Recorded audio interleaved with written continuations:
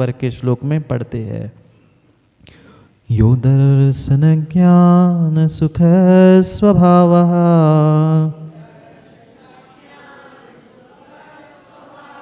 समस्त संसार विकार बाह्यः समाधिगम्यः परमात्म संज्ञः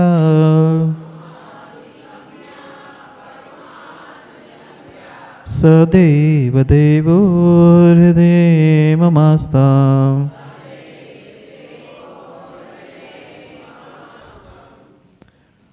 पूज्य तो हर कोई बनना चाहता है, पूज्य तो हर कोई बनना चाहता है, पर चंद्र जी पूजा कोई नहीं करना चाहता।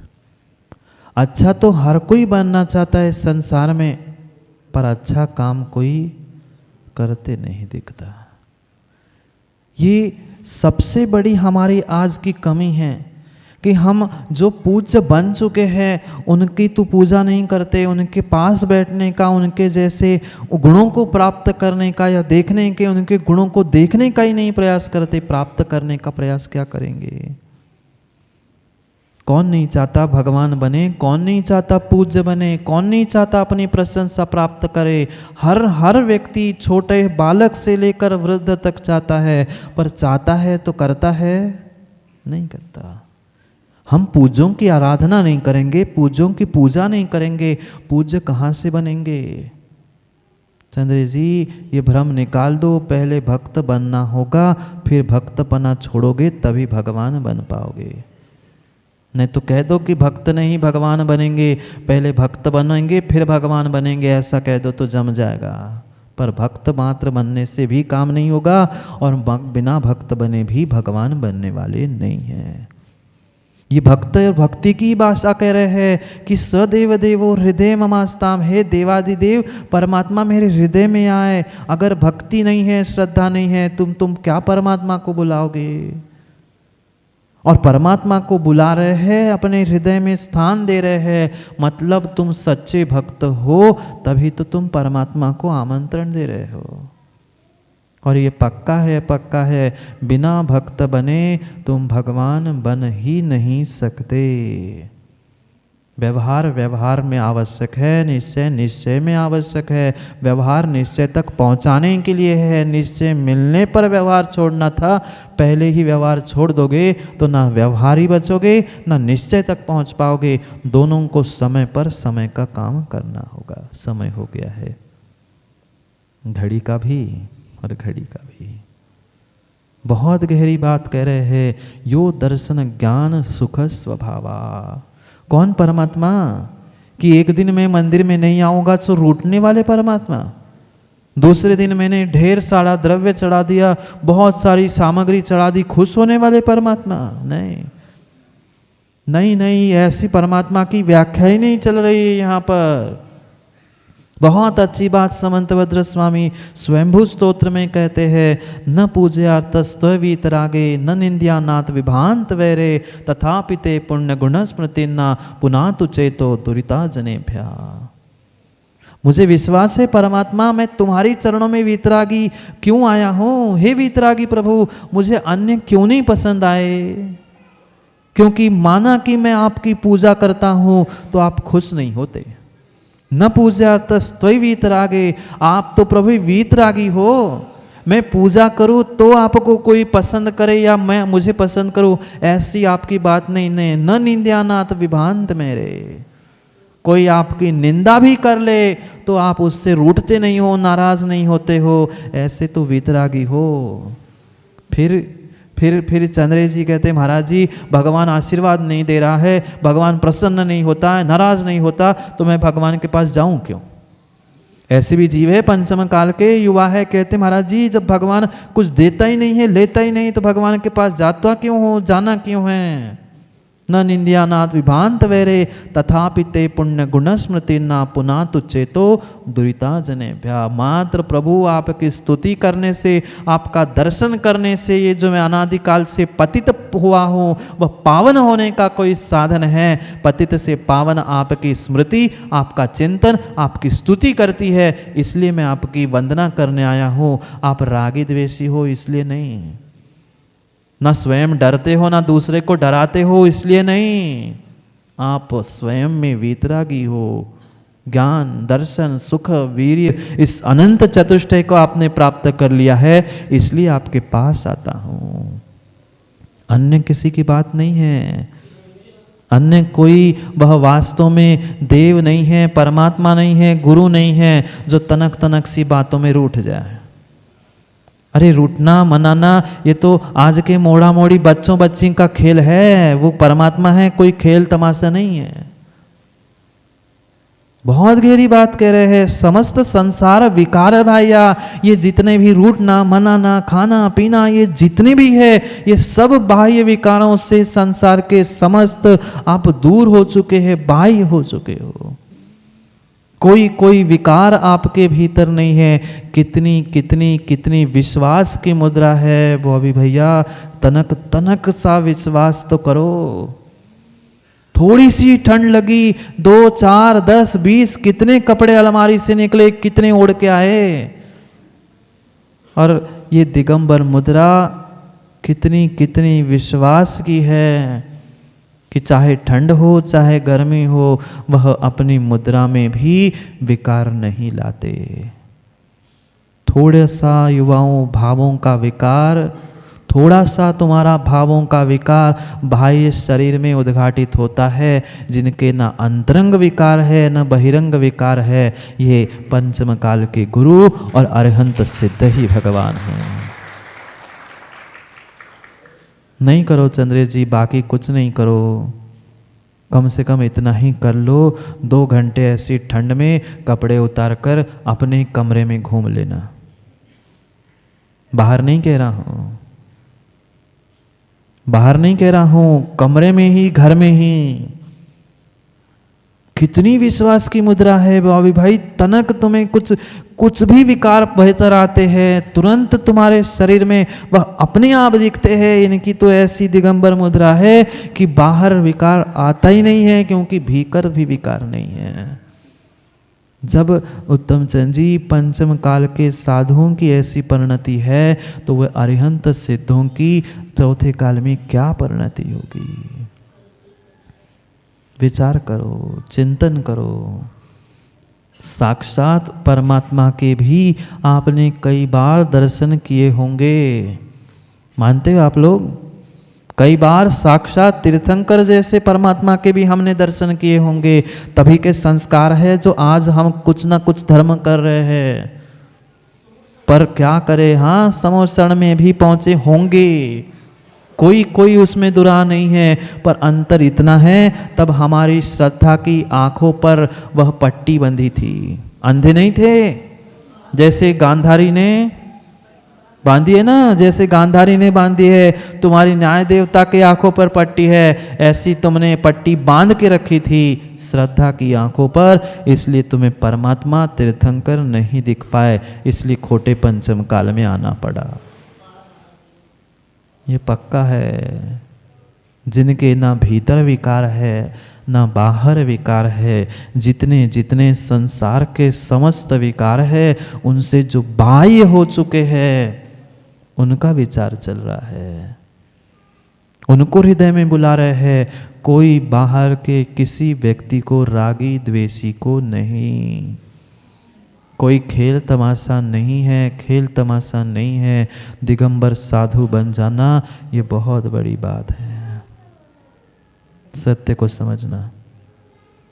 जो मेरे भीतर में यह परमात्मा शक्ति है, उसे स्वयं में पहचानने का प्रयास करो, तभी समझ सकते हैं। जब सामने वाले परमात्मा को हम परमात्मा मानेंगे। क्या कह रहे हैं? समाधिगम्यम परमात्मा संज्ञा।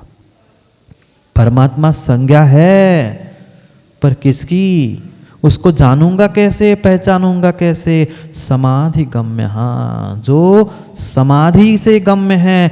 किसकी समाधि? मरण के समय की बात नहीं, पहले भी मैं कर चुका हूं। समधि, समधि, समान जिसकी धी है, ना राग में ना द्वेष में, ना अच्छे में ना बुरे में, जिसकी न वित्र ना निंदा करने में ना बुरा करने में, ना अच्छा कहने में ना बुरा कहने में, ऐसी जिसकी समाधि हो चुकी है, ऐसे समाधि रूप योगियों के ही गम्य हैं। हाँ, योगियों की ही गम्य है ऐसे समाधि, समाधि गम्य। हाँ, ऐसे समाधि के जो गम्य हैं, वह परमात्मा संज्ञा जिसकी दी जाती है। ऐसे परमात्मा कैसे?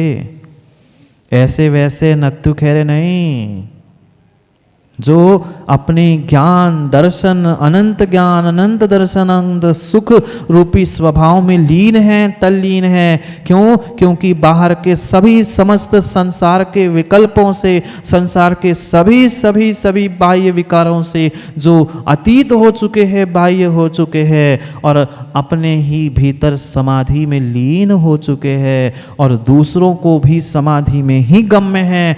ऐसे परमात्मा संज्ञा सदैव देवो हृदय ममास्था। सार तो यही है पूरे श्लोक का कि ऐसे परमात्मा, ऐसे देवादिदेव मेरे हृदय में बस जाए, मेरे हृदय में बस जाए। श्रद्धा की आंख पर लगी हुई माँ गांधारी की पट्टी खोल दो, गांधारी की पट्टी खोल दो आंखों पर श्रद्धा के लगी हुई, तभी हम सच्चे देव शास्त्र गुरु को पहचान सकते हैं और प्राप्त कर सकते हैं। हम पहचानने ही नहीं जानते, पहचानना ही नहीं सीख पा रहे हैं कि कुंजड़े की दुकान कौन सी है और सराफे की दुकान कैसी कौन सी है। हम क्या खाक प्राप्त करेंगे? जिसके पास जो है उससे वो प्राप्त करने का प्रयास करो। उसके पास बैठोगे नदी के किनारे, भले कुछ भी नहीं मांगो, कुछ भी नहीं करो, पर नदी और जलाशय के किनारे बैठे बैठे ही क्या शीतलता नहीं मिलती? अग्नि के बगल में अभी तो बहुत सारे ताप के आए होंगे, अग्नि के बगल में भले ही तुम हाथ लगाओ नहीं लगाओ, क्या अपने आप गर्माहट नहीं मिलती? फिर अग्नि के बगल में गर्माहट मिल सकती है, पानी के बगल में शीतलता मिल सकती है, तो परमात्मा और गुरु के पास हमें सुख कैसे नहीं मिल सकता? अगर चाहे तो हम सब कुछ मिल सकता, पर हम चाहते ही नहीं है। क्या करें, क्या करें? बहुत सुंदर बात उत्तम चंद जी आचार्य कुंद स्वामी कहते हैं, जो जानती अर्हंताणम दवत्थ पज्जत्थ गुणत्ते हिम, सो जानती णीयापाणम मोहम खवम खलुंजंती।